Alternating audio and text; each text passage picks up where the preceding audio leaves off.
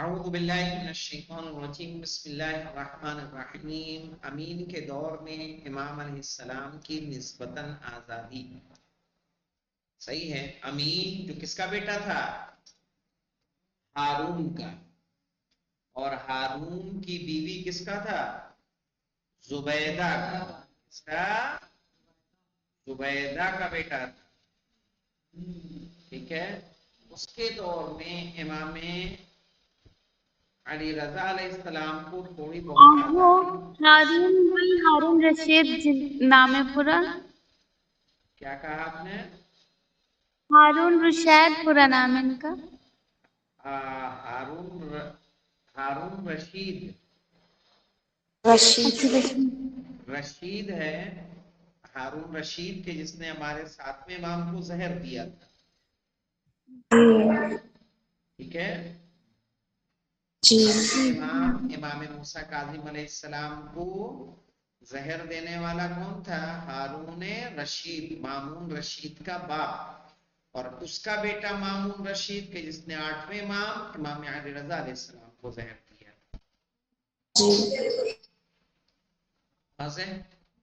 تو کہا کہ جو اس کا بیٹا امین ہے اس کے دور میں نسبتاً آزادی تھی، اس طریقے سے کہ امین کی حکومت کے دور میں، امین کی حکومت کے دور میں اور ہارون کی موت سے لے کر علیہ السلام مامون کی حکومت کے درمیان کی مدت میں امام اور عباسی حکومت کے درمیان کے معمور افراد کے درمیان کسی قسم کا ٹکراؤ تاریخ میں نظر نہیں آتا ہے۔ ظاہر ہے کہ اس مختصر مدت میں بنی عباس کی حکومت داخلی اختلافات اور مامون و امین کے درمیان جھگڑوں اور مامون کو برخاست کر کے اس کی جگہ امین کے بیٹے موسیٰ کا ولی عہد قرار دینے جیسے مسائل میں گرفتار تھی، اور اس کے پاس علویوں کو بالخصوص امام رضا علیہ السلام کو اذیت دینے کی فرصت نہیں تھی۔ لہذا ہم ان سالوں کو یعنی 193 سے 198 ہجری امام کے لیے نسبتاً آزادی اور آپ کی فرہنگی کوششوں کے لیے بہترین فرصت شمار کر سکتے ہیں کہ ان دوران کیا تھے ہمارے امام؟ ان دوران ہمارے 8ویں امام، صحیح ہے، کس میں تھے؟ فرصت میں تھے، تھے کہ نہیں تھے؟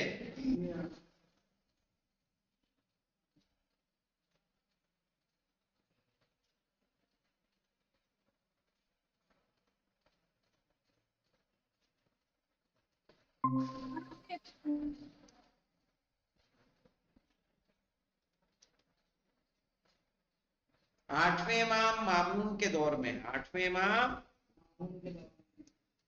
مامون کے دور میں، مامون کے خلاف، مامون کی خلافت کے مستحکم ہوتے ہی امام کی زندگی کی کتاب کا ورق پلٹا، صحیح ہے،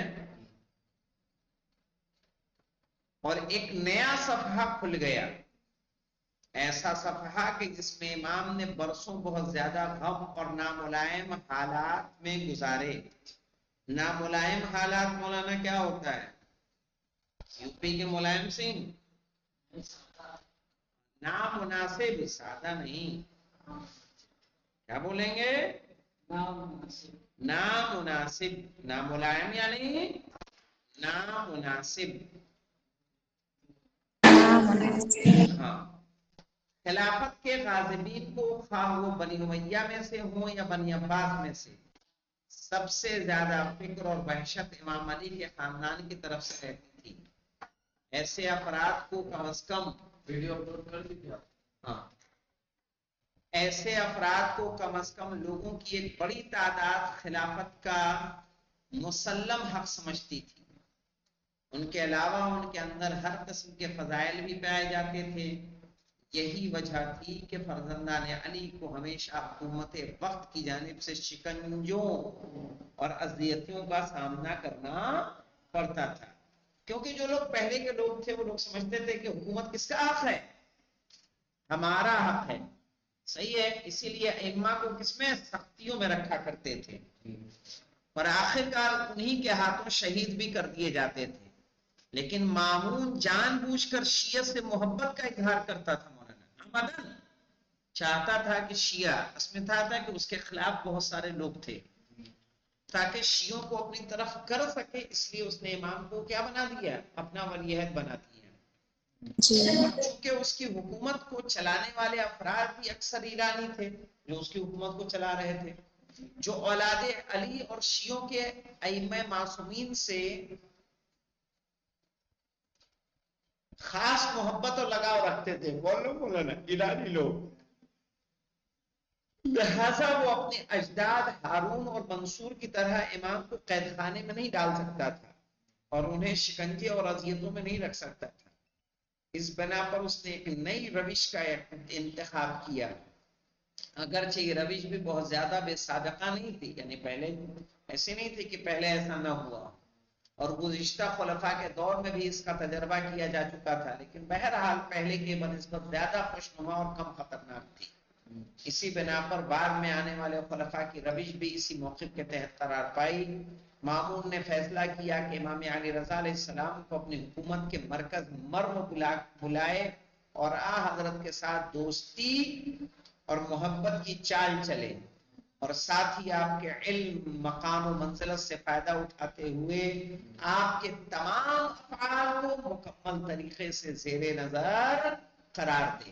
مولانا اگر آپ دیکھیں گے سامرہ میں امام علی نقی اور امام حسن عسکری علیہ السلام کو بلایا گیا تھا، صحیح ہے، نظر بند کر کے رکھا جاتا تھا، قید میں نہیں تھے، گھر میں، لیکن آپ سے کوئی مل نہیں سکتا جب تک کہ حکومت کی پرمیشن نہ ہو۔